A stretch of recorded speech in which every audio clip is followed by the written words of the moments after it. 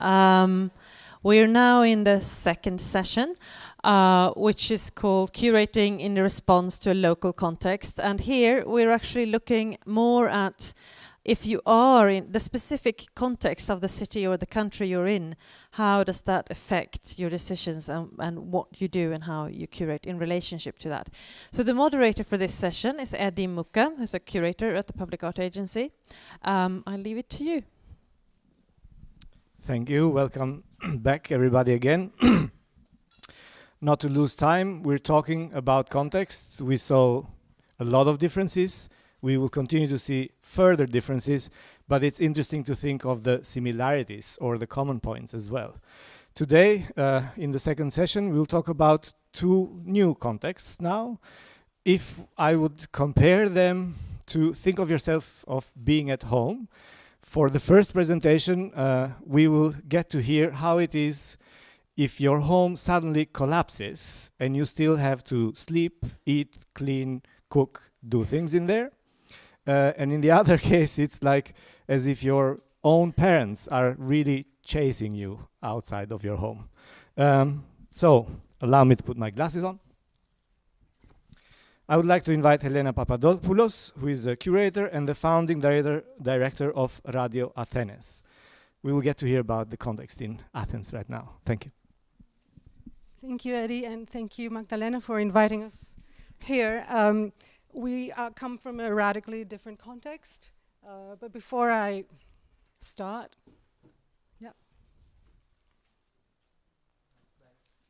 Wait. No.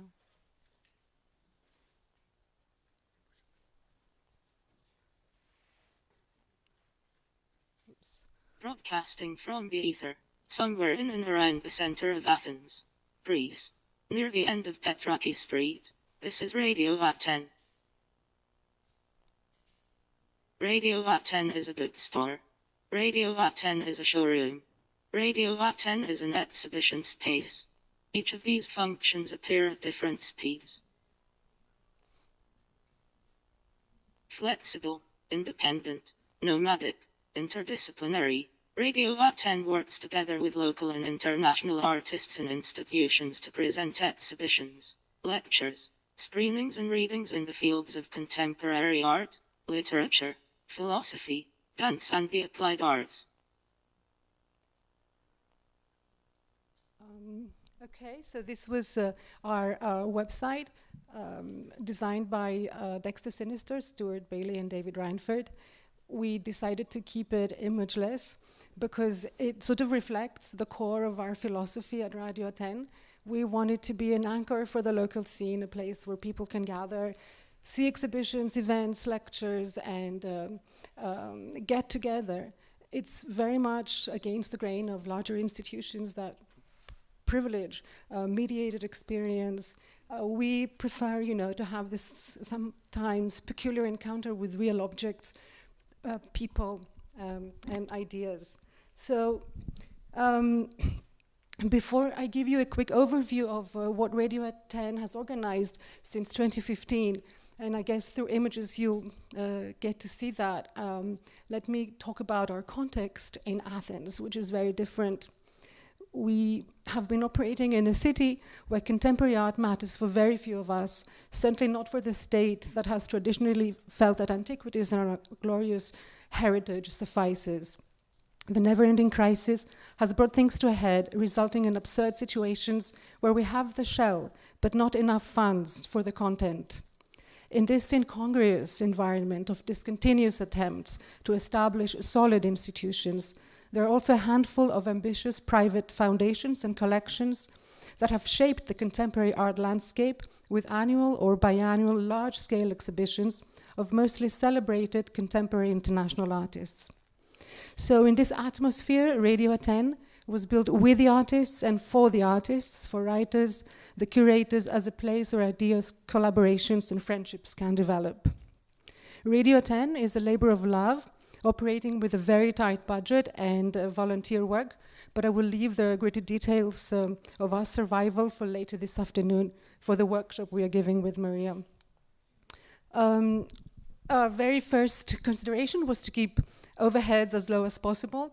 There are escalating municipal taxes based on square footage, and electricity and heating charges much higher than in most EU countries or the US. So this led us to a small is beautiful approach, and to the idea to share resources with others to produce off-site exhibitions and events when necessary, hence the nomadic and the inter that you just heard.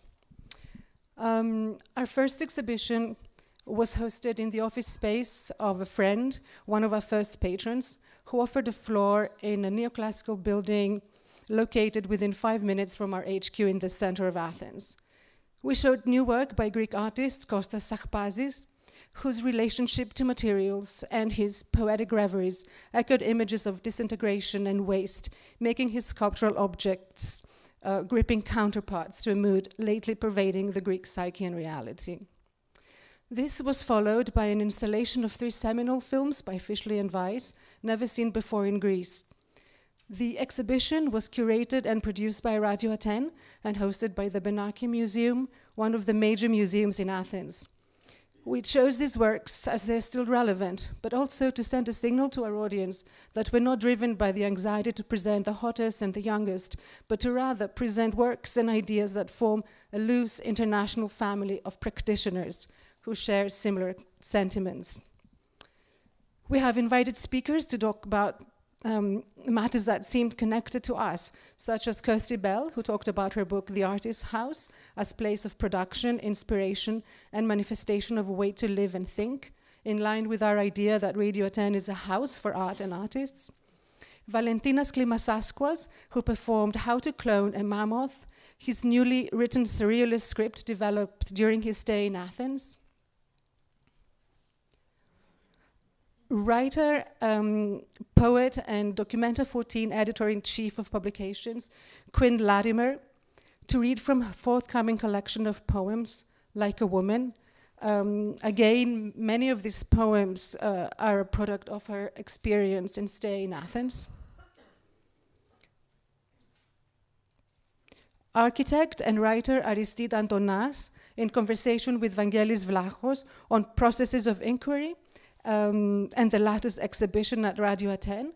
Incidentally, Vangelis Vlachos has an exhibition in Malmo, which is currently up, and I think it's going down in a couple of weeks, in case you are around.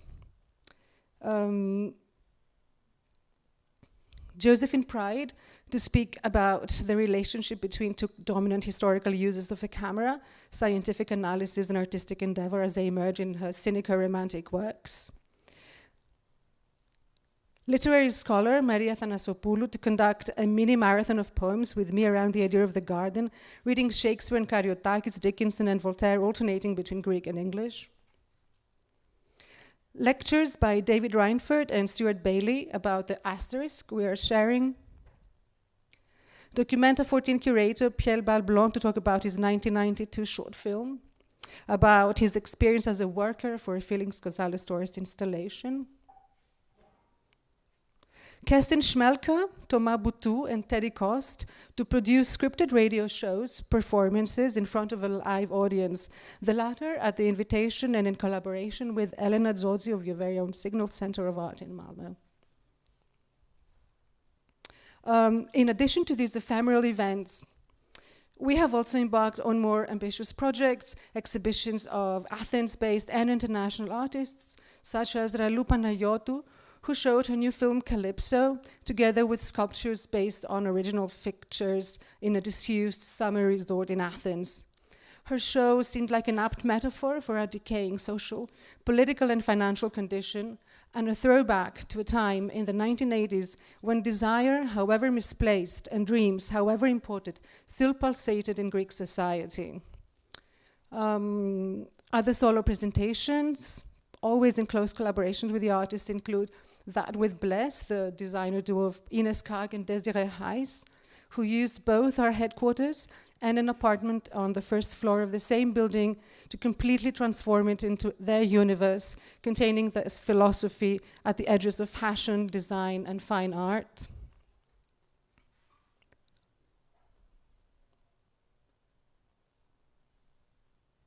Eleni Bagaki, one of the most authentic voices in the Athenian scene, working across several media, investigating popular culture and her own erotic obsessions. Darren Bader, who turned the space into a bedroom and filled it with actors and objects culled from the flea market in Monastiraki and works by other artists.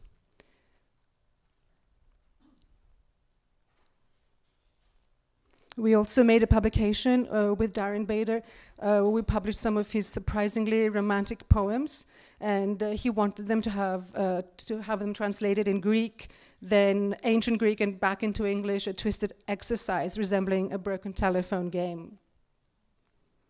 Alexandra Baxetsis, who premiered her new score Private in our space, an inquiry into various histories of gesture, gender, and dance, in conditions radically different to those of a real theater or stage.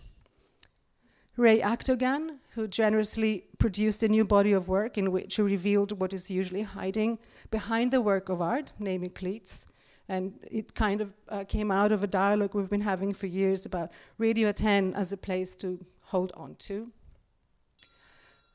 Last but not least, a show that was hosted by the Museum of Cycladic Art that paired the work of Vols, father of Art Informel, his photographic work, with that of contemporary artist Eileen Quinlan. The Cycladic were very generous in offering their palatial Stathatos mansion, but we had to take care of everything else, and the funding was substantial. Through this search for funding, we forged new collaborations, namely with Neon, and we produced this week of recitals and screenings at a disused summer theater. We showed the work of Robert Ashley, among other things, and then our collaboration with the Goethe that took care of the work of Vols arriving safely in Athens and back to the National Museum in Dresden led to our forthcoming collaboration, a project called All Collected Voices that will take place in Athens over the spring and summer of 2017, and will collect responses to everything that will transpiring in the city. As you all know, Athens is co-hosting Documenta 14, so we expect many more people to flood the city, and so we want to produce an unofficial archive, you know, what you won't eventually read in major newspapers or major magazines, to sort of have all the axis of thought around this big institution and how both the local community and international visitors view it. So that's it in a nutshell.